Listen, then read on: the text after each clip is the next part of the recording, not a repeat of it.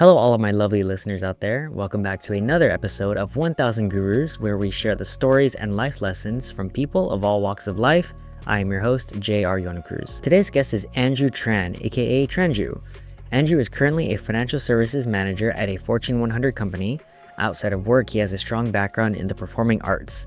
He grew up doing theater and even dabbled in stand-up comedy. At age 12, Andrew began breakdancing and is a founding member of Placebo Effect Crew. He also previously served as executive director of Kaba Modern Legacy. Currently, he enjoys playing guitar during his free time and is looking forward to being a first-time parent later this year with his partner Clarizcel. This was another fantastic home run recording. Trandrew and I haven't really talked in about 12-ish years, but we stayed connected on social media. I found out that we have a lot in common, particularly our mutual love of comedy. But I also appreciated his vulnerability and insight when he shared his journey about self-improvement and mental health. We of course reminisce about our own journeys in dance, like on Kaba Modern, his biggest influences growing up, his love of performance and theater, and then his career shift later to financial planning and financial services. Also, quick note, I had some issues with my audio for this recording, so apologies if the sound quality is not really good on this one, but hopefully it's not too distracting as the episode was one of my favorites. Overall, it was a great conversation. His vibes reminded me a lot of Arnell and Rami, so check those ones out as well, those episodes. They're also wise, introspective, and have a strong generosity of spirit that really make the conversation so special. And hopefully we can have him back on the show for part 2, but until then, hope you guys enjoy this conversation with Andrew Tran. Hello and welcome back to 1000 Gurus. Trandrew, welcome to the show. Yay! Thanks for having me. Woo woo. Yeah. Thanks for jumping on, man. You'll hear in the final, I put post-production applause, so there's thousands of people cheering right now. You mean it's not real? What? No. What are you talking about? So many people. We're live streaming right now. Thanks for you're joining from Vegas, right? Las Vegas. Yep. Nice. So I know we kind of briefly caught up, but like how's Vegas treating you right now? Vegas has been very good to me, minus the sun. But it's kind of a double-edged sword, right? We need that thing. But it's been good, just been settling in here the last year and a half now, here with my girlfriend. We got a baby on the way. I don't know why I paused. Why did I pause? We are having a child soon. For the audience, we're trying to figure out, do I bring it up? Does he bring it up naturally? And so there you go. You drew the stick. I did it. Well, congratulations. I'm happy for you guys. Thank you. It's always exciting. Are you excited to be a dad? I am excited to be a dad. There's some natural anxiety that comes with it of making sure that I can hold it all together, be, good in, the fathership role as a partner and also holding it down for my town, with my career and everything. So it is a balancing act. And granted, I haven't even reached it yet. It's still the pregnancy. It's just something that I'm trying to mentally and, physically prepare for. Yeah, definitely. Do you guys have a due date? Is that what they call it? Mm-hmm. Yeah. So the due date it's like mid-November. We're not given the exact date because we don't want people bothering us on the actual day. So, That's fair. That makes sense. I'll tell you offline. Yeah, for sure. Okay, cool. That's exciting. Cool. November, baby. That's awesome. Let's see. So I guess I'll go into my normal how I know you as my guest. So we met through Kaba Modern. When I joined the team in 2010, you were already an alumni, and then we connected. We didn't really, we would see each other at parties here and there. And I remember we connected, I think it was like sometime after I graduated was like a lunch or dinner or something like that. And that was like the first time we really talked, which was awesome. My impression of you has always been you're one of our revered alumni, which is a thing in Kaba Modern where it's, you respect your elders, you respect your alumni. And so I was telling Rami this, it's like, 15 years has passed, but you're still my returner. And I still see you like that because that's just built into our experience, right? Seems like you haven't changed, very chill, very calm. You're very insightful the last time we talked. And now you live in Vegas. So I think it's like the long and short of it. Any clarifications on your end? No, no. I mean, my impressions of you always were you were just a very stand up individual, always pleasant to be around, super talented. Like, what can't JR do, you know?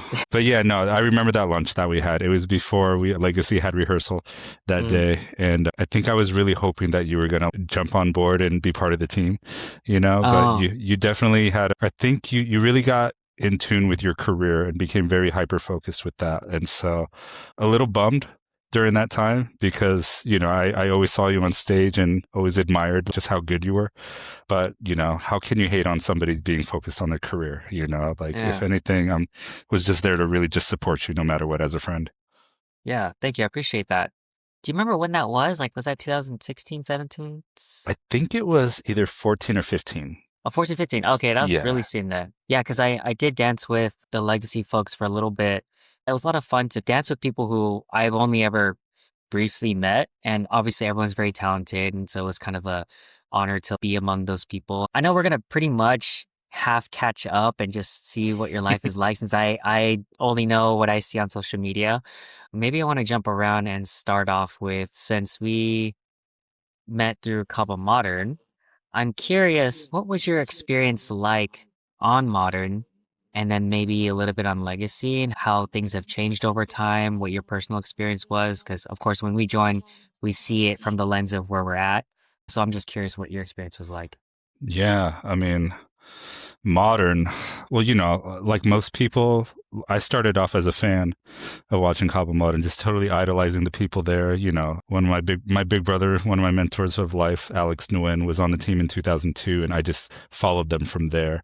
And so being on the team was very transformative. First off, just being able to dance with legends, Josio, Alex, Mikey, Len, gosh, Roach, Rohel, Shar, all my returners and oldies, but just really good life experience as far as learning hard work, being around amazing artists, obviously the social aspect, the partying, all that stuff. Everything in summation was just really a transformative experience that I will never ever forget, of course.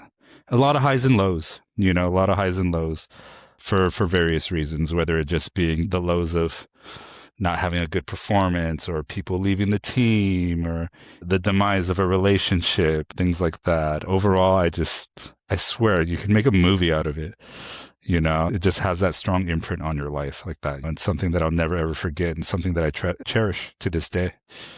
Yeah. I'm what Trying to, years oh, were go you ahead. on the team? So Yeah. I'm the class of 2004, Okay. And then you were on Modern until when?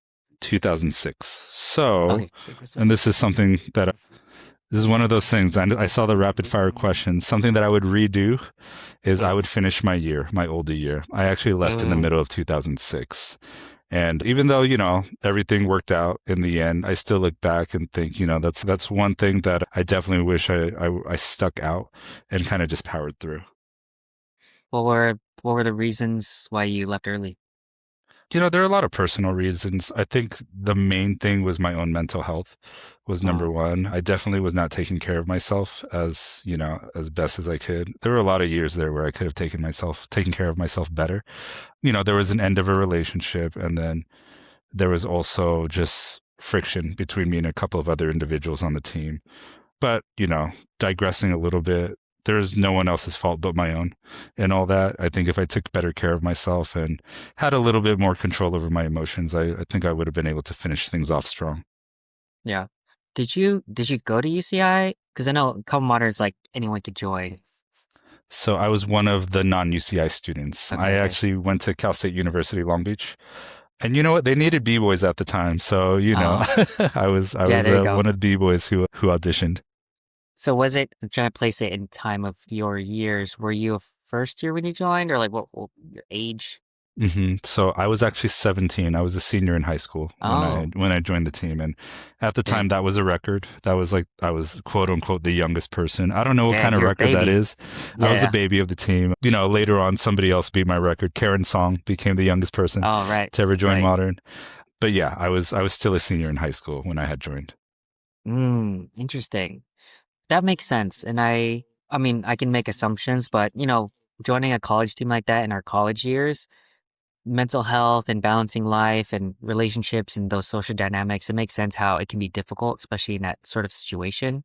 So it makes sense how, not all of us can make it as far as far as we want, but there's a lot of other challenge. I was talking to my K-10 class about this when they were on the show, but it's like, we're still kids and we're growing through everything. And so of course it's going to be hard because we're still figuring ourselves out and we're not even fully adults yet at that point. And so it Yeah, makes sense why it was such a challenge, right? absolutely. Yeah. Everyone's still figuring it out together. Like no one really knows exactly what they're doing, right? Yeah, exactly. So then you left it in 2006. So what about Legacy? What was hmm that period and what was your experience like? So after I had left, I did different projects and everything, and KM Legacy had a kind of a resurgence in a way. It was kind of one of those periodic things where, oh, like Legacy's actually doing PCN, and Mm, so I jumped on stage for PCN and did some performances for a little while, and it was really cool, super cool. And then eventually, what years were those? I want to say it was probably around like 2008, 2009, 10, and then I think I had left after maybe 2.5, maybe 3 years of dancing with Legacy mm. prior to my next stint, which started in 2014. Okay, so you rejoined. Yeah, I rejoined in 2014. That was when they opened up, positions for being a board member. Oh, And that's right. Okay, yeah, yeah, and Cindy Kim, CK, was the one who reached out to me and was like, hey, there's open positions, nudge, nudge. And I took it as a sign of like, okay, well, maybe this is my chance to kind of redeem myself. It kind of hung over my head for the longest time that I left Modern not on good terms. yeah. And even Legacy, I had my ups and downs with it too.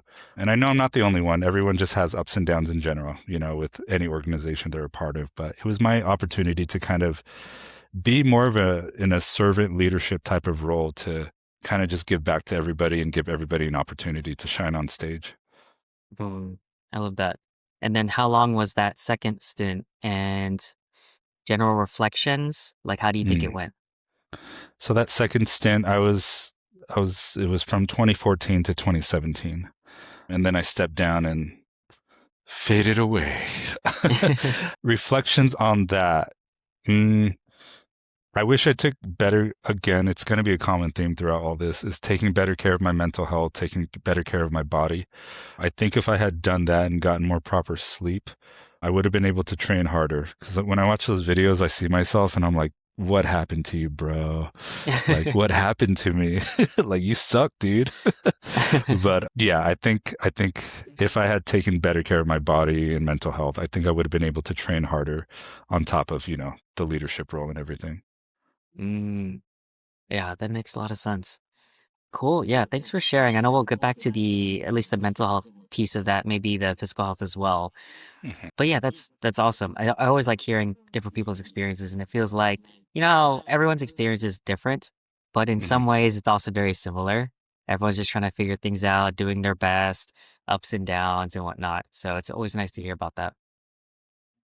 All right. If nothing else on couple modern related things, we can go into our typical sort of starting off point, I guess, which is Uh-huh. origin story and biggest influences. So, Okay. Trandrew, where did you grow up and what were your biggest influences? I grew up on the border of Garden Grove in Santa Ana, California. I went to school in Garden Grove. Biggest influences growing up. I mean, there's a lot. As far as people, like my oldest sister Tammy was a huge influence on me. She still is. She's still like a life mentor and one of my closest friends. A lot of family members. I had a very, very big family. I had a lot of good family members. My boy Mike growing up, Mike Cordia, my friend Alex Nguyen, they were still very positive influences on me, kept me out of trouble. They're the ones who really started me and taught me how to breakdance. They helped me start the whole journey.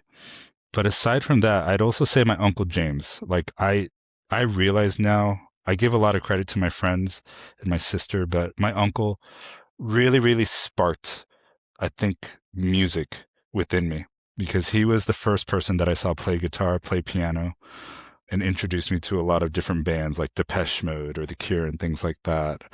And he definitely played a big role into what I still enjoy to this day. Right. Yeah, I know you mentioned a lot of performing arts. let's see. Yeah, so maybe we can go into that. So some of the things Yeah. that I noted down, you mentioned theater, breakdancing, of course, stand-up Mhm. comedy, guitar. Is guitar the only instrument you play, or do you play other stuff? So I mean, I can. That's the instrument I'm best at. I also Okay. play bass guitar. I'm currently learning some songs on the piano just so I can learn to be proficient. I can do basic drums. I forgot to bring it down, but I have a slide whistle. It's one of those like joke whistles. Ah, Man, I forgot to bring it down. But overall, I think the only instrument that I can say that I'm good at though is the guitar. okay. So how long you been playing? So the music was music before dance, like playing an instrument? I mean, I played violin in elementary school, if that counts, but I don't even play it Oh, anymore. oh, Dance was actually prominent before I became serious at guitar. I started breaking at age 12, and I started playing guitar, I think, at age 14. okay. Yeah. So, but I mean, like very formative years, right? You're just so immersed into dancing and music. Yeah. So I want to ask, well, maybe you kind of alluded to it, but how did you get into these things? What you drew to them? You mentioned Hmm. your uncle. Yeah. I would say, honestly, like, you know, and I don't know if it was prominent while you were growing up, MTV. Mm, MTV was just so cool. Like, even before breakdancing, I was into rock music. I always wanted to be a rock star. Like my sister played tennis and I would take her tennis racket and put on a Green Day album and just start playing air guitar with the tennis racket and just run around the house doing that as if I was a rock star. So I'd say like, yeah, definitely MTV, Green Day, Offspring, who's also from Garden Grove, by the way. Smashing Pumpkins. Those bands really, really influenced me growing up. mm. Wait a minute. Did you teach us a routine to Queen right now? Was that you? That was me. Yeah, that That was was me. oh my God, that every time I hear that song, it reminds me of you in that routine. I was like, it was one of my first exposures, and I was like, "Ooh, this song is fire." It's such an Um, amazing song. Yeah, I still yeah, feel like I didn't do it justice, but it was something that I was just very passionate about at the time, and Queen has a heavy place in my heart. Definitely one of my favorite bands of all time, and so I look back at that and I'm like, okay, that's a fun video. There were some comedic elements to it, but definitely, yeah. I mean, that's so funny you bring that up. it's yeah, cause oh my gosh, just like, cause we had like those leather vests and everything. Yeah. I remember, I don't obviously don't remember the choreo, but I do remember that you were so enthusiastic and passionate about it. You're like, oh my God, I love this song. I love Queen. And it was the first time I've heard of a dancer really into Queen, and Hmm. was not really into Queen, but I was like, oh, Hmm. I vibe. Like you could tell that you really like this song and this group. So yeah, that's what you have given to me is that enthusiasm. So Thank I always you. like hearing the song. It hypes me up. I'm like, oh yeah, I'm about to break dance. Wait, I don't b-boy. What is you were going you on? were in the video, right? You were I in the think so video? because I was wearing that vest just without a Yeah. shirt. I'm pretty Yeah, sure. you were in the video. Yeah, I mean Yeah. that was kind of my thing. Like, shout out to Alex Nguyen and Miguel Zarate, but on Kaba Modern, they kind of like they pretty much were pioneers and they did a piece to White Stripes, Seven Nation Army. And to Mm, me, it kind of broke barriers for me of like, oh wow, I could actually do non-traditional breakdancing routines to the songs that I love the most. It doesn't have to be your typical like boom boom kappa kappa boom cat. yeah. You can be Breakbeats. really unorthodox with it. And so I kind of took what they did and went further in my own direction with it. And yeah, I mean that's eventually like all I do now, or what I was doing when I was choreographing is just choosing those types of songs. Yeah. Well, that's kind of what I love. I don't know if you know Lil B, Brian Perez is a locker. I used to dance with him in high school and I just had him on the show as well. But he reminded me as one of my freestyle inspirations, and now I'm talking to you, reminding me of my Kaba Modern inspirations that I think one of the things that impacted on me is, like you just said, your style of dance is not necessarily pigeonholed to a certain genre of music. And in fact, it's your connection to the music, it's the feeling. And when you freestyle, it's kind of bringing that out. And so it should never Yeah. be kind of held down into a specific thing. And that's what I really looked up to a lot of the big names on Cobble Modern and people who use their freestyle, put it to choreography, to a music and genre you would not expect. Hmm. And to me, that's real artistry. And I love that so much because it's like, think outside the box, guys. It's like a freestyle mentality brought into choreography, which I really love. Yeah, 100%. I wholeheartedly agree with you on that. You know, I really think that's what kind of made KM stand out is we would take, you know, especially, you know, old school fundamental styles and putting them to songs that you just wouldn't really expect to hear out of it, you know. And then with that, it brings out also different movement as well that probably might not have come out had you choose something traditional, you know. So I definitely think, yeah, you're pretty on point with that. A lot of choreographers around that time were doing that. Yeah, especially my super oldie Sean Duong. Mm-hmm. His advice to all of us was always, yeah, learn other styles of dance or just expose yourself to it and different genres of music. And then when you come to choreo days and you do something like experiment with that. And I always remember that piece of advice. That and also Deo's advice, which is always submit something for choreo day because it's kind of the practice of always just doing it instead of Yeah. letting the fear. So those two pieces of advice from my super oldies are always very instrumental. And I love both of those guys so much. Those Yeah, guys are so of cool. course. Yeah, Yeah, yeah. definitely all my inspirations. I want to ask about, so we talked about guitar, we talked about music and breakdancing. So Mhm. theater, how did theater come into play? So theater was actually my first love. Mm. So theater, I mentioned my older sister Tammy. She was in theater growing up, like in junior high and high school. I would always go to plays and watch her, and I just thought it was always the coolest thing, you know. And on top of that, I was a big fan of Saturday Night Live growing up. I was just a huge Mm, fan of sketch comedy. I feel like there was something so different about it, something so smart, and something that you couldn't just get anywhere else. And so, you know, my first play was in what, second grade. I played the gingerbread man in a holiday play, and I actually had to do like a rap. It was a gingerbread rap, like a one verse nice. thing. And once I got to junior high, actually, hold on, before that, sixth grade, I entered the talent show at my school and I did a comedy sketch called Amnesia where, you know, I'm playing with a friend. I get hit in the head or something and I wake up and I forget who I am. And then I do a Forrest Gump impersonation. And I got third place at the talent show. And so, and then Nice. junior high and high school, I was definitely involved in like plays and things like that and even had some lead roles. And then I stopped with acting once I joined Kaba Modern because Mm, once you're on Modern, it's all about Modern, you yeah. know? And I didn't really pick back up with theater until like I did some short films in college. And then it wasn't until 2016 that I actually started doing stand up comedy. And I did a 3-year run of stand up. And so, Mm. yeah, so that was pretty cool. How did you, okay, so how did you get into stand up? Like, how did you learn it? Hmm. And I can see, I guess the third follow to that is like you mentioned theater or sketch comedy, SNL, improv, and stand up. You know, those are like different but peripheral siblings. Yeah. Sorry, just to go back. So then how did you get into stand up? Okay, so well, I did improv as well in high school. We did something Oh, called comedy sports, so I did some of that too. But stand up happened because I was at one of my friend's birthdays. His name's Adrian Lau. He's also a UCI alumni. He had a birthday party and up in LA, and I didn't really know anybody, so I was just kind of sitting on the outskirts, just like with the beer in hand, sitting against a wall. And then I saw this woman, you know, this Asian girl, like maybe like 5, 6 feet away from me. And I look at her and I'm just like, hey, what's up? I just introduced myself, you know. She introduces herself. She's like, hey, my name's Jenny. And I'm like, oh, I'm Andrew, you know. And, you know, she's like, what do you do, Andrew? And I just talk about what I did for work. And at the time I was, you know, working with special needs kids. And I said, what do you do? And she's like, oh, yeah, well, you know, I'm a professional stand up comedian. And she like says it like that, just like matter of fact, nothing yeah. crazy. And suddenly I'm like, whoa, you do comedy? Oh my gosh, like how'd you get into it? Like you do it professionally, you do it for a living. That's crazy. Just totally like enamored with the fact that that's what she was doing, you know? And I think she felt that for me. I was, it's kind of hard for me to hide my emotions.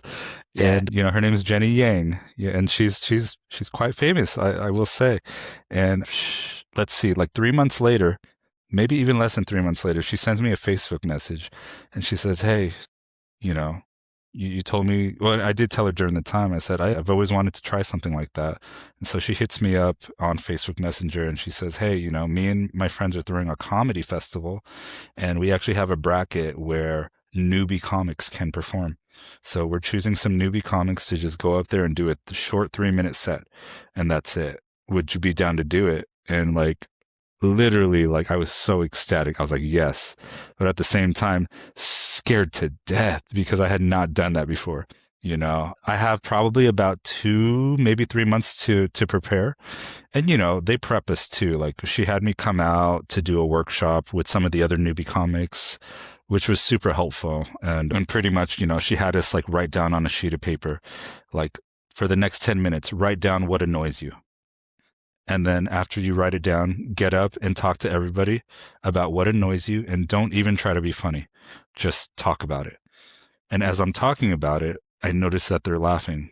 And I'm like, oh, that's all you have to do is get up and talk about what pisses you off, and people will laugh, And, fast forward maybe like 3 weeks after that, I go up, I do the thing. A lot of friends came out to support me, which I'm very grateful for, like I felt so supported, And I think it's because people knew that like I had this ambition to do something with my goofiness, with my silliness.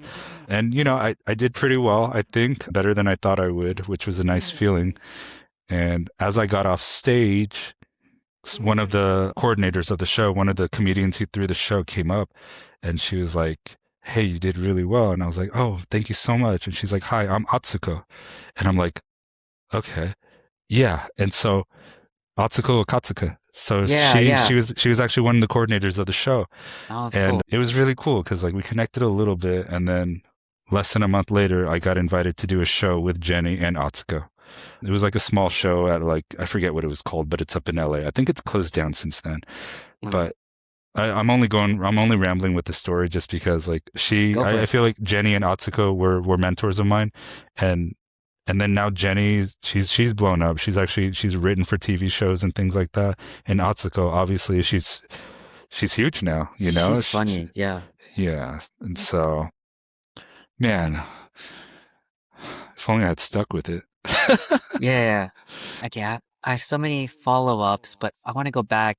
Okay, I guess quick context. So I had taken a stand-up comedy 101 class, Okay. and it was all about how to write jokes with like, professional comedians, and it was a really helpful class. It was like right before the pandemic. And then maybe 2024, I took a 201 class from the same studio or the same comedy theater in Huntington Beach. And then so Hmm. my friend and I would do open mics here and there. And so I'm so fascinated with comedy. Obviously, I love comedy. I've done open mics myself, and You it's one did of my, open mics? yeah, this is one of my ambitions that I've been putting on the back burner until I've done with this sort of thing. Anyway, so long story short, I'm so fascinated about your journey. You said that you start off with that 3-minute set, and then you started off with the foundation of, okay, what annoys you? How did you turn that into a full set? And then how did you approach doing sets from that point on? Good question. So, really, like, I started off with a couple of things that would annoy me. And then, like, if I'm just being completely honest, I would sit with a pen and paper, I would get hammered. And then, like, any like weird thing that I would do when I would be hammered, I would write it down. And like the saying goes, write drunk, edit sober. And that's what I would do. I would write down a flurry of ideas, a lot of which sucked. A lot of these ideas and jokes that came up with sucked, but a couple of them I would actually keep. And then I would just build upon that. And it became one of those things where as I'm writing a set, I kind of become obsessed with it. So even when I'm at work throughout the day, I'm constantly thinking about it. And then if something makes me laugh internally, I'll put it into my phone and then transfer it on, to my whole set list later on. And so I think from there on, I started growing a little bit more confidence in how to put together a set. And my subject matter was very niche. It was a lot about, yes, mental health, big surprise, but also, yes, sex, drugs, religion, things like that, video games, just things that I naturally had like a fascination for, I guess. Okay. I love that. So how my brain is very analytical, nuts and bolts. So how do you structure a set? So you said that when you build a set and you kind of focus on it, you add to it and you think about it. But like, do you just focus on a few topics? Do you focus on one topic or just try to build it out like that? Or how do you approach it? So, I mean, by no means when I give this, I guess, quote unquote advice or whatever, by no means do Yeah. I think I'm an expert because I don't really Right. feel like I ever hit that 10,000 hours to master it. Yeah. But I honestly treated it kind of like a dance set where you have pieces. you have pieces and then you find ways to transition into, one into the other. And I think the longest set I did was about 15 minutes. That was the Oh. longest set that I had done. But most of my sets were about 5 to 10 minutes. So most of those would consist about maybe like 6 or 7 different bits that were about a minute and a half long, with little bits in between, of course. So I was never one of those one-liner guys. So it was always just like set up, little like, jabs in between, and then one big punch at the end. So I would treat it a lot like a dance set. Okay, I love that. And then so when you were doing different sets, was there so you switch around little pieces in between and try new stuff? That's kind of how I learned it from my teachers, is like you have your C, B, and A sort of tier, and then you kind of start off strong, and then you do your experimental stuff, and then you end with your finisher, like your best stuff. And then as you go through that process and you level them up to A tier jokes, you kind of do that. So was it a similar approach? Yeah, absolutely. I definitely was strategic about, okay, like this one usually gets a laugh, so I'll put it here. This one's new. I'm not sure what kind of reaction it's gonna get, so I'm gonna put it in between these 2 jokes that have gotten laughs. So I would structure it that way. But hold on, I'm processing right now, JR. You did stand up. You've done open mics. Yeah. My God. I love doing open mics, actually. Yeah, okay. Well, I don't even know where to start. Yeah, it's been a lot of fun. I did it by myself for a little bit, and then pandemic, and then I got my friend to do 201 with me, and then we were just doing open mics. And it's so funny because in the theater that we go to, he and I are like the only Asian guys, and so it just happens that I'll tell Filipino Asian jokes, and he'll tell gay jokes as he's gay, and then sometimes I'll go first. And then he'll go. And then when he went first one time, he started telling Asian jokes. And so when I went up, I'm like, all right, well, Aiden told all the Asian jokes. I guess I'll tell the gay jokes now. Everyone's quiet except him. He's dying laughing. And I'm like, all right, well, at least we got each other. So our comedy humor like really made each other laugh. So we're like doing fan cams of each other. And it's always we're laughing at each other's jokes and everyone else is quiet. So it was a lot of fun. That's so funny. Hey, as long as you change one person's life, Yeah, no. And it's funny because sometimes if my girlfriend goes to my open mics, my set just happens to be like, I start writing a joke about her and then my set is like 90% about her. And so I open with, all right, so my girlfriend's in the audience. So if you hear, it's funny because she's heard this entire set. And if you hear someone laugh late, a little tiny girl in the back, that's her. And then she starts to giggle. I'm like, see, that's her right there. And then after that, everyone starts laughing. And then I'm like, it's funny because she heard this joke 10 times and yet she still laughs late. And then that gets the crowd warm. But, that's so cool, dude. Okay, sorry. I know you're the one leading this podcast, but can I just make a request of you? Yeah. Is if you ever come to Vegas, you can stay with us. Like you have a free place to stay. You don't have to pay for any hotels. There are open mics out here. So I'm trying to get back on stage this year. That's part of I made a bingo card with like me, Clarizcel, the girls, Gigi, Alabon, April, even Via. We made bingo cards of things that we want to accomplish this year. That's cool. And hopping back on stage to stand up is one of them. Nice. Dang, I'm excited. Same. Getting back to stand up is like, I've been on a dance team that I just finished my term on. And so now I'm like, okay, now I can do all these other projects, and stand up is one of those things too. Yeah, no, I mean, I was, when you were posting some videos, I was pretty stoked. I'm like, dang, I didn't know Trandrew did stand up. And then, you were having a lot of fun with it. And so that was also another thing, is like knowing that a friend of mine was also doing stand up. I'm like, oh, that's so cool. Okay, hold on. My brain is derailed as well. What was I going to ask? Oh, okay. So you said a 3-year sort of like you were doing it for 3 years.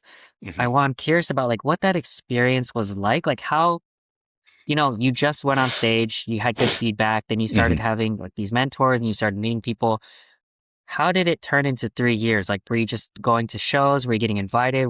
And then, I don't know. I don't know where to start. Yeah. I mean, I really feel like I got lucky. I got very, very lucky. Like in no means was I like killing it from the beginning. I got some chuckles, but let's see. So that show that I told you that I did, that Atsuko, Jenny, and another person, D Loco, it was called Comedy Festival. And it was, I think, a 2 or 3 day event. Each day had a different host. The host that was there for my day when I performed, his name's Aiden Park, and he's gay. And he actually started throwing events himself. And him and I talked backstage, and he actually, he was like pretty drunk while he was hosting. I'm not going to lie. But backstage, he's like, wow, you actually have jokes. He was like, wow, Nice. you actually have jokes. And I was like, yeah, I mean, I care about this, and he's like, okay. Yeah. And so he started throwing events, and at the Laugh Factory in both Long Beach and Hollywood. And it was called Rainbow Pop. And it was really geared towards the LGBTQ plus community. And I was the token straight guy. Nice. He was like, I need a straight guy. I was like, I'll be the token straight guy. Okay. And most of the time I opened up, because everybody that was performing there was pretty seasoned, like 5+ years. And here I am, just random Asian dude just coming in and doing 5 minutes, And so that's kind of how it continued. What else happened? I think the last big event that I did was the Hollywood Improv. I did the Hollywood Improv, and one of the nieces for the Wayans brothers was the one throwing it. Oh. And I thought that was really cool. But that pretty much ended at like the 3-year stint that I had done. And so after that, I kind of faded away and started focusing on other things. So then so these big events, it's kind of like because you were in that, you had networks and you were kind of invited or you found your way into those shows. Is that what happened? Yeah, that's pretty much it. Yeah, just trying to go out there and be a child of the universe and spread good vibes. And as a result, I got opportunities. Yeah, yeah. What was your like cadence? Like, were you doing stuff every week or like, was it just big events in between and you're just preparing for those or what was it like? So, I mean, I would prepare most for the big events, and leading up to the big events, I always did a couple of open mics prior, especially if I had a lot of new material and I needed to test it out. And I mean, you probably know, like doing an open mic, that was perhaps the scariest thing because a lot of times people are there, they're comedians, and they're probably just thinking about themselves in their own set. So they might not be laughing as much. So you're not getting much reaction out of that. It's like, did you experience that? No, yeah, that's why I told that joke because my friend and I, we would be laughing at each other's sets because we have the same sense of humor. Everyone else is just like stone cold, like just no reaction. I think also too because the group of like 10 to 12 comedians, like some of them were like really close friends and we were kind of outsiders. And so I get it. Like you laugh at your friends' jokes because they were laughing at each other's. And I was like, that was okay. But I would still laugh just for the vibes. Yeah. But then when we went up, it's like silence. But I genuinely thought our sets were funny. And so, and I don't know what your experience was like, but like, I don't know. When I first went on stage, I thought I was nervous beforehand. But once I'm on stage, I'm like, I feel like this is so like where I'm meant to be. Like I'm not nervous at all. I love watching it, I love the process. And like, even if I bomb and no one laughs, I'm like, that was kind of fun still. And like, I like listening to it. And I like the science of tweaking, restructuring a joke or working on the delivery, right? It's like it's either the delivery or the structure or both that need to be kind of revamped. And I think I have so much like ADHD when it comes to my sets because like I know I need to work on specific jokes to level them up. But whenever I sit down to write a set, I come up with a bunch of new stuff and I'm like, I need to work on these old things. But so there's just too much enthusiasm and creativity, I guess, that I'm like, I just need to do this where I'm doing open mics like multiple times a week and I can commit to it. And then I just, kind of level up my skills because the passion and enthusiasm is there. It's just I need to commit to the time. Yeah. But anyways, I don't know if you had any similar experiences. Yeah, no, I mean, it was always kind of a scary experience. I think that's the most performance anxiety that I've ever had. We're so used to being a part of a group, and everyone's kind of like feeling it together. But when you're on stage, it's all you. So you either feel like you're on top of the world or a knife is being twisted into your heart when no one's reacting, Yeah. So, yeah. Yeah. It's funny too, because sometimes, well, I learned this from my teacher as well, where he's like, you'll get laughs where you don't expect it. And then if you keep doing it again, you'll realize, oh, the joke is actually right here. It's not right here. And then the second thing is when you're present in the room and you react to people's reaction or non-reaction, that's sometimes even funnier because people know that you're there with them. Yes. And so I always think about that, like slowing down, listening to the room. And then I'm like, all right, well, my set is clearly bombing, but being present is making people laugh. And so I'm like, all right, well. Yeah. Man.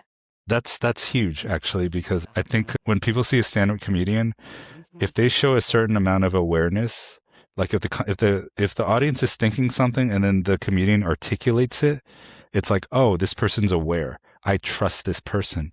It's like if somebody who looks a certain way, like might look goofy, they go out on stage and the first thing they do is make fun of themselves, then the audience will likely have their backs because it's like, oh, dude, like this guy won us over because of his humility and his awareness.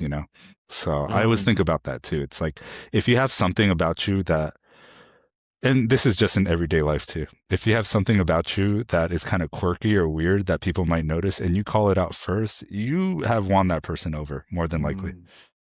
I like that because you're not hiding from it. I was going to say, there's this other thing where it's, about jokes where like the audience can tell if you're not over something and it's hard to laugh, but if they can tell that like, oh, it's like something in your past that was painful, but then like you're telling a joke about it and you're like, oh, he seems fine now, then they feel like they can laugh. And so I feel like that's something else that I learned. But yeah, on that topic, or if you had any thoughts on that, but I'm curious, what are some other things you've learned that really worked for you when you're building a set or performing?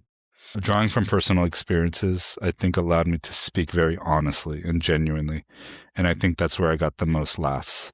The few laughs that I got really came from the genuine moments that I was just being myself. Like, oh, I'm fucking depressed, so I'm doing a triathlon, but I can't swim because I'm Vietnamese, because Vietnamese people can't swim. And then people actually really like that. And like, so here I am trying to immigrate to the finish line, and that was that was one of my better ones. That's funny. That was an abbreviated version. Yeah. Wait, I didn't know Vietnamese people can't swim, or if that's a stereotype. I never heard of that. I mean, it probably isn't. I think that's something that I just made up because I couldn't swim. Okay. So I think, yeah. I gotcha. Yeah.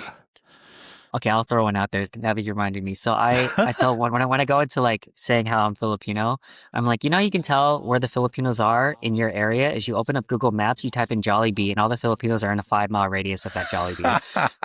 Always kills for Filipinos. And another thing I love doing is if I know a friend is coming, right, I will for sure write 1 or 2 jokes about them. And then no matter what, it always lands because obviously you have context. And so they'll laugh. And because they laugh, everyone else around them laughs. And then the rest of the set goes well. And so I love it when people come to my shows because I tell them, I'm going to write jokes about you. And then they start laughing. And then it's just a great set, even if the jokes aren't even amazing. That's always fun. That's awesome, man. Yeah. I mean, it's all about your energy. And yeah, the audience, one person from the audience does have the ability to impact the rest in a positive or even negative way. Oh, yeah. So, I mean, that's why it's luck of the draw. Like everything has to kind of be clicking on all cylinders, right? Yeah. Yeah.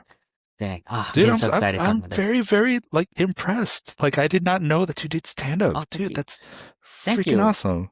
Yeah, I mean, I've been kind of low key about it because I really like, I don't know, it's just timing. I really want to get into it. I feel like this is something that I would do for fun for the rest of my life. Yeah. It's just like, timing. But yeah, man, I'm getting too excited talking about this. We should switch topics. Yeah, maybe we connect offline and then, if the whole, like we do a set together sometime in the future, that'll be awesome. Yes. Okay, we talked about theater, breakdancing, stand-up comedy, guitar, challenges, takeaways. I don't know, we kind of went over this, but any biggest lessons or takeaways that you want to impart on the audience with your performing arts sort of adventures? You're going to hear people say it all the time, and probably because the people who are saying it are also still battling it themselves. Just do the damn thing. Just go out, do it. Don't be scared of what anyone else thinks. If friends or family are unsupportive, if they're jealous, or if they just feel like that you're not going to be good, just do it anyway. Like our time here is so limited, and we get so wrapped up in ourselves, and it's very easy to do that because everyone's their own worst critic.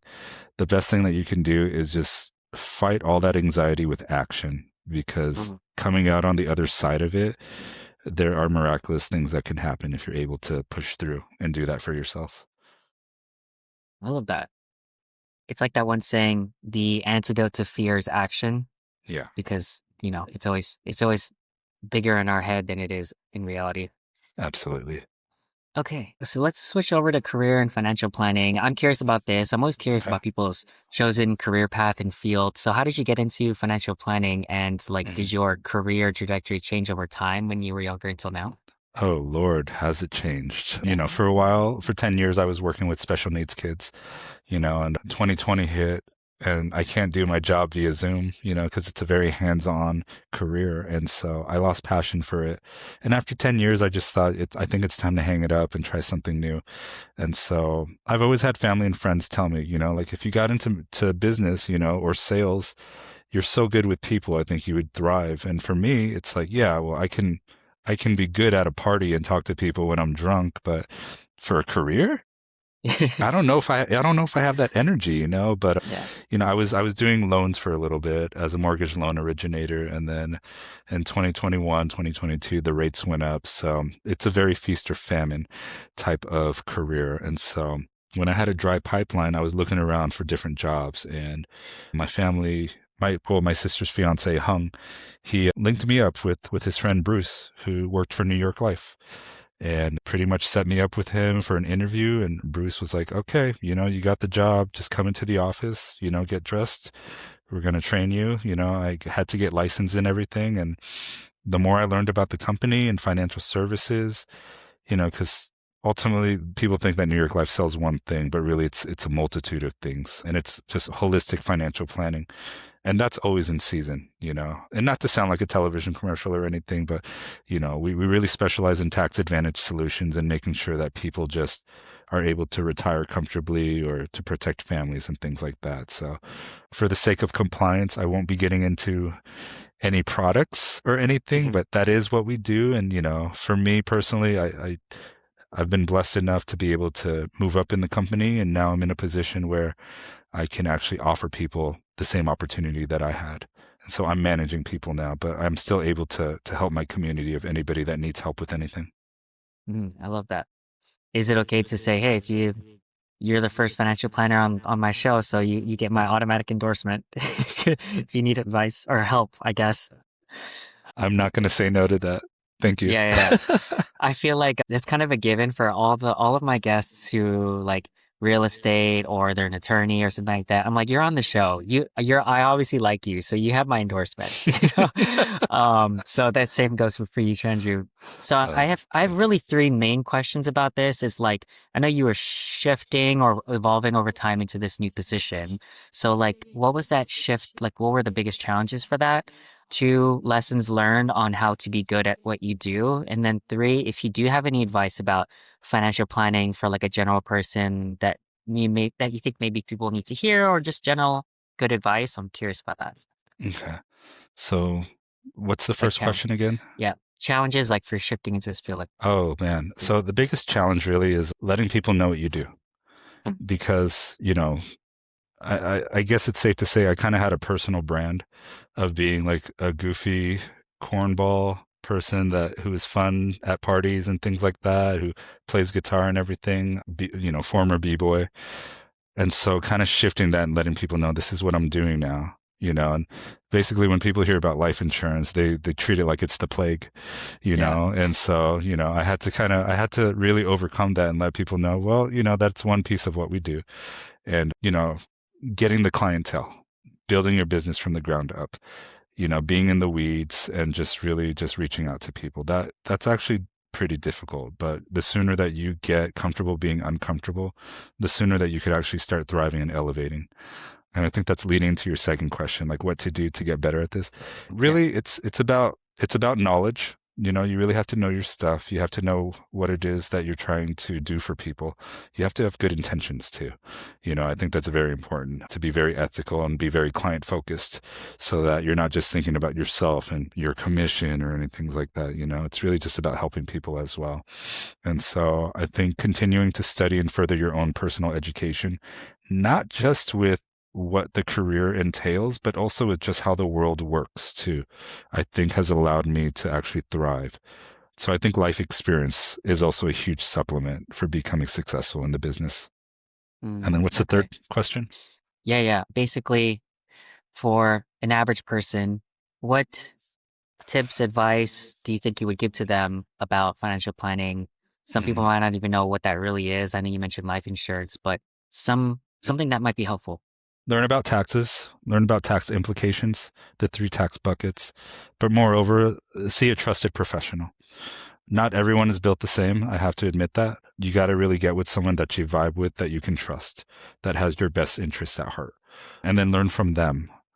Obviously this is also the age of information. So I think you can easily type in something in, Chat GPT or Cloud or anything like that and learn. But you're going to learn the nitty gritty of it also from a local advisor. But again, choose someone that you can trust. How does one find someone that they can trust? Yeah, I mean, that's a good question. I mean, yeah, so do I just Google and be like, closest tax advisor, financial planner? Yeah, you can do that. You can definitely see like who's local and whatnot, but there are people who are out of area that can still help because they're licensed in other states. And that's not just a shameless plug for me to help you. Um, but definitely you can easily look to see like who the top producers are for like, your local financial services company nearby or anything like that. But Yeah. I would also really look at different companies and make sure that they're reputable and that they have good financial strength, because you really want to make sure that you're with a company that's going to have longevity, that's going to outlive you. You know what I mean? Because if a company goes down under, your finances will go down under too. Oh, that's true. Cool. Yeah. Thank you. I think that's very helpful. Yeah. It's more just like, I guess, how do you, my thought is, how would you find someone to try? Like, are there any indicators of someone who is knowledgeable, trustworthy, the company is good? Like, what are I guess we're for surface level, right? But like, what are Mhm. some indicators of that?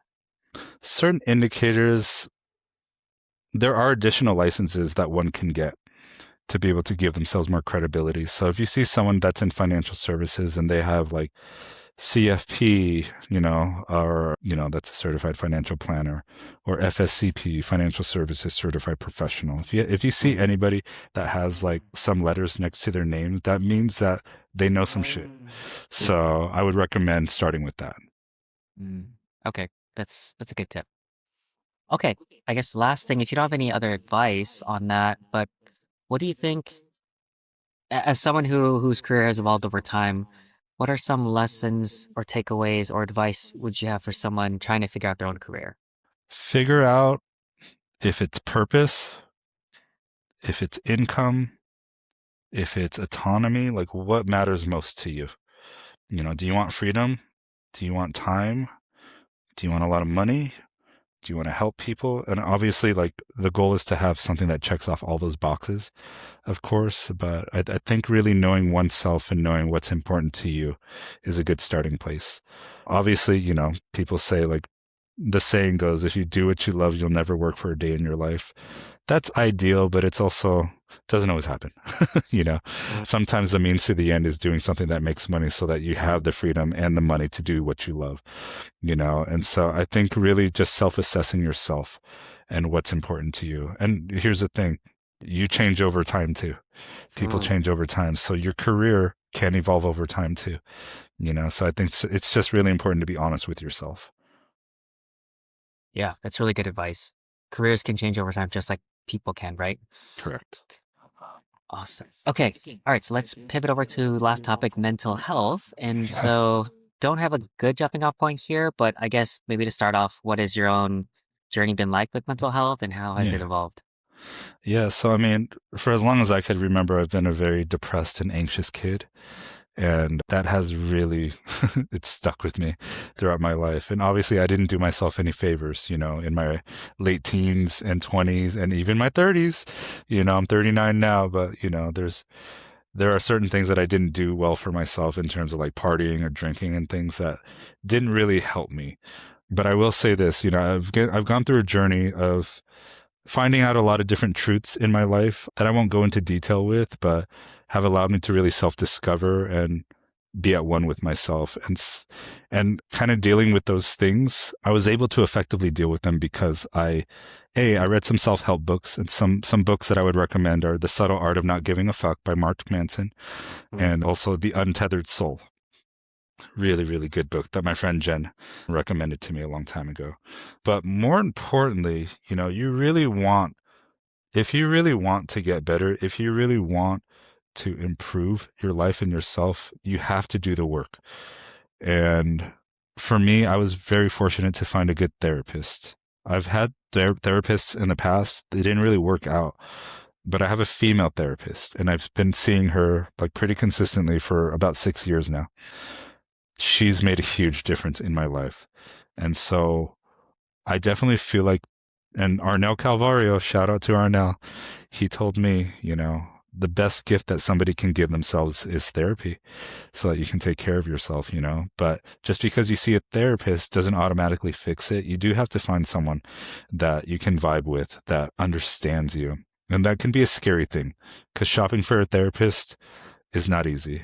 Because what do you mean I have to make myself vulnerable to all these people and then pick the right one? You know what I mean? Like that's pretty difficult to do. So I think at the end of the day, yeah, that's the best gift you can give to yourself, though, is you read some books, but more importantly, find somebody that you can trust, that you can open up to. I like that. I, my natural question was, how do you find a good therapist? And you mentioned someone that you vibe with, someone that you trust. Is it all just vibes, or are there any sort of checklists, sort of things that you would Yeah. advise to look out for? So I apologize if I veered away from the original question. Yeah, no worries. When you go to certain websites, if you're looking for a therapist, it will show what they specialize in. Like there's marriage and family therapy. There's very specific ones. There can be therapists for Asian American males who are gay, you know what I mean? Or things like that. Or for somebody who could be like biracial, where they might be confused, of like, growing up in this American society and whatnot. So there are people that put out there what their specialties are. There's a lot that you can do with the web. So I would recommend just putting in those keywords, like who are you? And then hopefully there's a match out there or close to a match, or at least somebody that might be able to redirect you and refer you to somebody else. Mm, I like that. Yeah, I've had a therapist on the show, one of my classmates from college, and she mentioned how she works out in Boston and how there was such a demand for her as an Asian American woman because Asian Americans aren't really represented in that area, I guess. And so Mhm. she doesn't have a problem with business, but it's good because she's really able to connect with people's the shared experience of having that sort of background. And so that's one takeaway I got from her. And other friends who've been on the show mentioned their therapy process, and like you said, it's really important to find someone who can understands you, maybe has similar background because that usually helps, but also I like your advice, which is looking into their specialties. Yeah. Yeah, look into the specialties is huge. And I'm going to backtrack a little bit to like my own experience. There was a point in time around 2020, 2021 when I was taking antidepressants, and I thought that was going to be like a huge thing that fixes me. And it did help, but I think I relied on it a little too much and was upping my dosage and things like that. So I would heed caution towards leaning on those things a little bit too heavily. Every person's different. I'm not saying that it can't help people, because they definitely can, but it can also be a detriment if you're not careful with it too. So I did have to wean off of those, and I've been, antidepressant free for about 2 years now. Awesome. And the best exercise that you can get besides talking to somebody who you can trust is exercising. Exercising Oh, really, it's typical, but man, like the feeling I get after just a session of running or even walking, you know, in my old age, reaching 40 soon, walking is actually very, very beneficial, so that's just a little tidbit that I would give. yeah. Thank you. Yeah, I was going to ask that. I'm reading a book right now that's on the science of happiness, and it's always on the top five list of being happier is you're taking care of your physical health, of exercising, movement, walking, etc. So that's a great piece of advice. I think you kind of went into some of the other ones I was going to ask, but have you ever heard of this? I'm curious what you are, but there's like this personality sort of thing. There's quadrants, and there's four personality types, and it's people who experience very high highs and low lows. I think they are like the entrepreneur, and then someone who is like very high highs but mid lows is like a cheerleader. So like the Mhm. really good positive and not and really low negative. People who are very not high positive and not high negative, they're like the judge, which is like me. And then there's the poets, which is very intense sad but not a really intense high. Have you ever heard of this? I have it, and that's Yeah. very intriguing. Yeah, yeah, Uh, like categories based on like how you experience the positives and negatives, like whether it's extreme or not, or if you tend to be somewhere in the middle. so I would say, and I feel like I've gone through some pretty good personal growth. Like in my 20s, I was definitely high highs and super, super low lows. Oh, You I know, see. like I definitely had some manic attributes to myself. These days, I feel like I've mellowed out a little bit more with some more self knowledge and some good strategies for managing myself. Can you go through them one more time? Like the first ones? Yeah. So it's just basically high positive, high negative, that's like Mhm. CEO. High positive, low negative, that's cheerleader. Low positive, low negative, that's judge. And high negative, low positive, that's poet. If I'm allowed to be in between two of them, Yeah, yeah, I would yeah. be in between the CEO and the cheerleader right Oh, now. okay, okay. So Yeah. definitely high positive, Yeah. and it could be like either neutral or negative, like Yeah. neutral or high negative. Ah, okay, Yeah, okay. I'm definitely a deep feeler, so I do feel all Yeah, the emotions very intensely. But I'd say in the past year and a half, whatever you could attribute that to, growing career, stable relationship, things like that, that's yeah, my lows have not been as low, you know, that's and awesome. Yeah. I'm very happy to say that.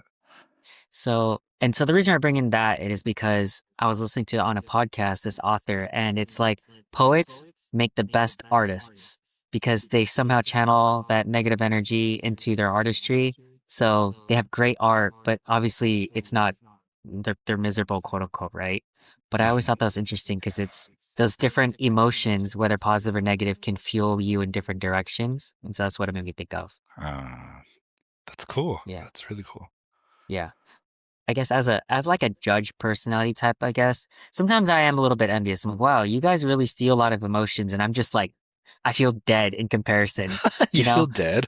I feel dead, and it's in a dramatic, right? I'm just being dramatic, but Yeah, yeah. I don't. I'm thankful and blessed that I don't feel super low lows, which is great. But it's like I'm also not the person to be like so shocked and like so expressive on the positives. And so I'm like, sometimes I'm like, I kind of envy people sometimes who really feel that when I'm just very like chill all the time, you know? But Yeah. it's fine.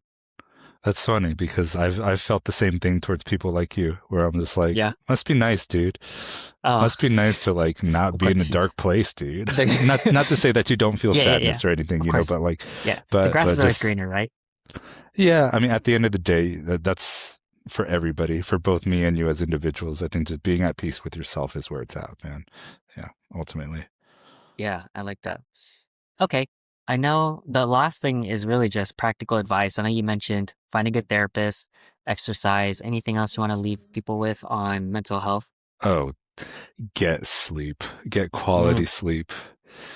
Get quality sleep. Your sleep or lack thereof can heavily impact your mood, therefore impact your whole day, how you interact with people and how you handle things. You know, sometimes you could feel like you're hanging on by a thread, and sometimes that thread is extra thin if you haven't gotten sleep. You know, so that's a big piece of advice I would give. I love that. Yeah. My last episode that we just recorded, we talked about a whole section on sleep. Oh, what with So Rami? much science. No, not with Rami, with my girlfriend. She was on Oh, the one right before this one, but it was okay. like this book called Why We Sleep by Matthew Walker. Have you heard of it? No. Yeah, so it's basically how sleep is the foundation of your health, full stop. Like if you can eat well, you can hydrate, you can exercise, but if your sleep is trash, like good luck with your health outcomes, recovery, with your immune system, with your mood, everything. Yeah. And so it's like if you don't get your sleep right, everything else is an uphill battle. So I always recommend that. If you're young, I have younger friends and they pull all-nighters still. You know how we used to do that as well. And Yeah. it's like that's great, but eventually you'll hit that period where it's like, okay, you're not as resilient and you will feel the late nights. It doesn't age well. Yeah. I feel like in the past it was like a badge of honor. Like, damn, I stayed up Hmm. so late. I partied so Yeah. hard. And then now it's just like, when I hear people do that, I'm like, are you okay? Like, are you going to be okay? Like, go get some sleep, man. Take care of this. You only get one, you know? Yeah, yeah, yeah. Yeah, you can't trade it in for another one. Yeah, exactly. I love that. Yeah, sometimes when I hear people say like, "Oh my God, I only got like 3 hours of sleep," and I'm like, "On purpose or why?" Like, Good question. Yeah. because I'm like, that's important. But Mhm. cool. Anyways, all right. So let's move on to rapid fire. You Sure. good? Yeah. Sweet. We'll go through this name of the game, rapid fire questions. You can pass on any of them, but you don't have to. you don't have to go fast for the answers, but they're fast questions. So the first one, billboard question, if you can put up a sign for millions of people to see, what would it say? Non-commercial, metaphorical. Oh man, get more sleep, do the thing, and who cares? We're all gonna die anyway. There you go. I like that one. What is one of the hardest challenges you faced in your life, and what did you learn from it? It's right now. It is right now. It's the balancing act of being a good partner, being a father figure for Kingston, Clarizcel's son, growing into my career as a manager. And it's only going to get more difficult once this baby comes, but it's something that I'm really, really working towards being prepared for. So I'm currently facing the biggest challenge of my life because I have so much to lose, but it's also, there's a peace within it as well. Yeah, I love that. I know you can do it. I think if anyone can do it, Trandrew, you can do it. I believe in you.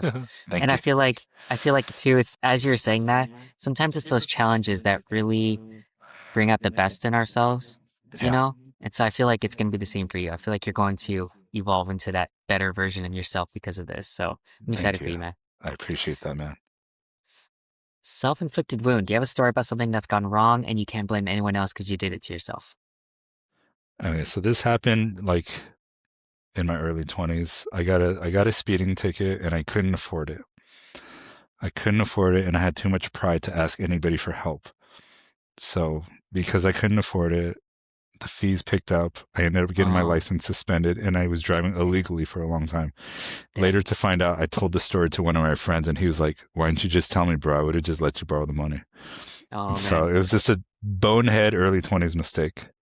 Oh, dang. Okay, next one. If you could redo something, what would you do differently? If I can redo something, it's funny because I read this too, and I'm stumped even now. If I could redo something, I think if I could redo college, I would be a theater major. Mm. I was a psychology major, but I feel like I could have followed my passion more. Where do you Shout out to think? Lawrence Cow for doing the thing, man. Go Lawrence.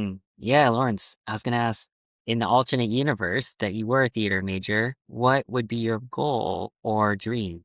To be a versatile film actor, Oh, to be in okay. comedies, to be in dramas and things like that. I always felt like I would be able to do both sides of the coin. Ah, okay, okay. So like movies or Yeah, just anything. movies. Okay, okay, okay, Yeah. cool. That's cool. That's awesome. If you could give your younger self advice, what would it be? If I can give my younger self advice, what would it be?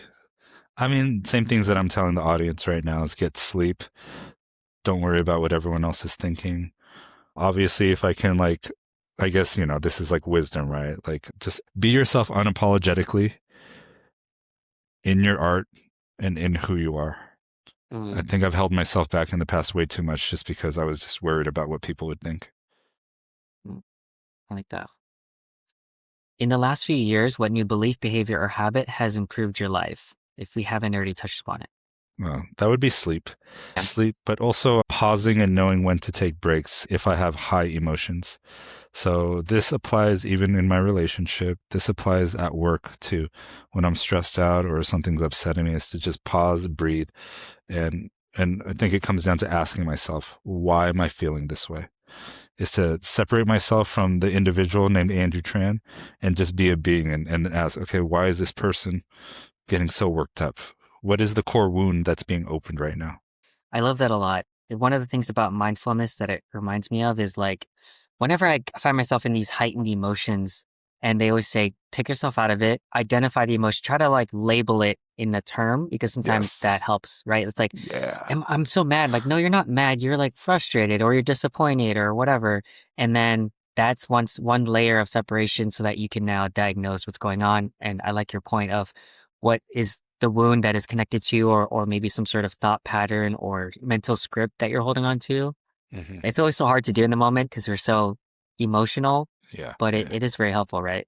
Yeah. I like that. How do you define success? I think success, this is so multi-layered, man. But I really think success number one is feeling good about what you're doing for yourself and for the people you love. And that could be so many different things. It could be financial. It could be simply helping people, making food for somebody. It could simply be making sure that everyone who came before you knows that you appreciate everything that they've done for you, and then passing that to the next generation. And so it comes in a lot of different forms, but ultimately I think the highest form of success to me is doing what you love, whether you're getting paid for it or not. I'm curious if this is different. What is something that separates the younger version of you from the current version of you? The younger version of me had kind of like this like youthful, just random ass confidence to me. And then now I think the confidence that I have now is very much earned, and I worked hard for it. Like I had it, I lost it, and then I built it back. So I think the difference is knowing that I have the discipline to be able to achieve what I need to get. I like that. It's very insightful. Where do you think that young confidence came from? Was it just ignorance or like people hyping you up or It's a little bit, yeah. I mean, it's ignorant confidence for sure, but it's also, yeah, the confidence came from external forces, I think. And now, oh, see, you've helped me self-discover, JR. I think before it was an external confidence that I got from other people, and then now the confidence that I have is more internal, actually, Mm. which I think is sustainable. Right. It's like a more foundational, more sustainable long term. Yeah. I like that. What is something you've been pondering recently or think about often deeply? Death. I think a Okay. lot about the time we have left, how it could come quick. I think a lot about what it's like for somebody on their deathbed, whether it's something that they saw coming, like an illness, or if it's a tragic accident, what that is like through the eyes of that person.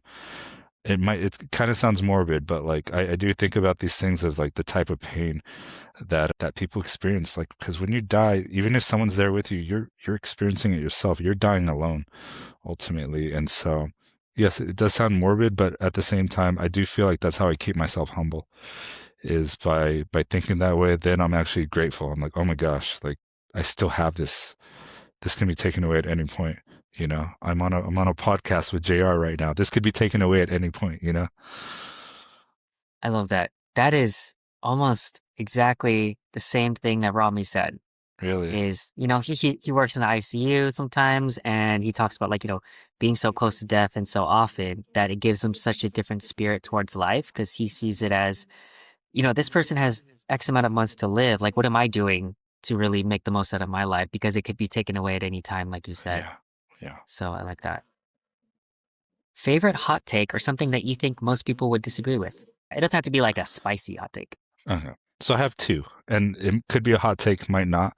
The serious one, I think, when somebody is highly critical about somebody else and make sure that they're vocal about if somebody's pointing out somebody else's flaws and they're highly critical about them, it says more about them instead of the person that they're actually being critical about. Mm. And I've been on both sides of that coin where I've been very critical about people, and then people have been very critical about me. So I think ultimately it is a projection. And then I the like other that. one is that ketchup does go well with rice. Oh, well, there you go. I, w- I, I was never into ketchup with rice, but my cousins all loved it, and I was like, okay, I guess. Like if I got it from my best friend Mark. Okay, he's Yeah, yeah, yeah. Filipino, so I learned this in a Filipino household. There you go. But That makes spam, sense. rice, eggs, or It checks chicken, out. rice. Oh gosh, yeah, Checks out. yeah. I love that. What do you think are some of the differences between how you see yourself versus how others see you, if at all? Oof. Definitely, you say it too. You said it too in the beginning. Like I'm like a chill guy. And even like people at my work, like during a high stressful time, they're like, why is Andrew so chill? Like he needs to be like worried about these things. Well, the truth is I am worried about those things. And the truth is I am having a fucking panic attack. Pardon my French. I don't know if people cuss on this, if that's Yeah, allowed. you can. Go for it. Okay. Yeah. I'm having like a panic attack, an anxiety attack deep down, but on the exterior, I might seem calm. So I think the perception is that maybe things don't bother me, or that I might not care enough about things, but the reality is I do. So I don't know where the disconnect is, but I'm dealing with anxiety every day. Oh, I like it. That you're vulnerable, not that you have anxiety every day. Let's see. Let's see. The last few. What is one of the best or most worthwhile investments you've ever made in either time, money, energy, etc.? So a couple of things. Therapy. So an investment into myself and my own self-care has allowed me to be stronger and be there for other people as well. The saying goes like, if to help other people, you should help yourself first, actually. The other thing would be, is there another thing? No, we'll just leave it at that one. Yeah, that was perfect. Favorite recent purchase in a relatively cheap, let's say $50 to $100 range that has impacted your life the most in 6 months. All right. So this is for my job is I got a wireless HDMI transmitter to plug into my laptop that, casts on a bigger screen on the TV. It's allowed me to coach my team better.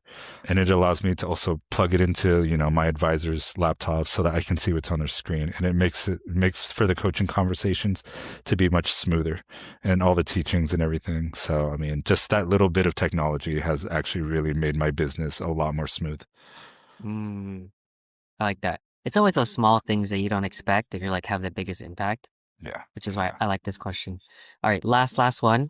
Favorite books, movies, videos, articles, or any media that you share or recommend the most? I know you gave some book recommendations, but anything else? Yeah. So those two books, in addition to that, like movies, oof. I mean, it depends what you're looking for. I mean, if you just like artsy fartsy stuff, I'm a big Wes Anderson fan.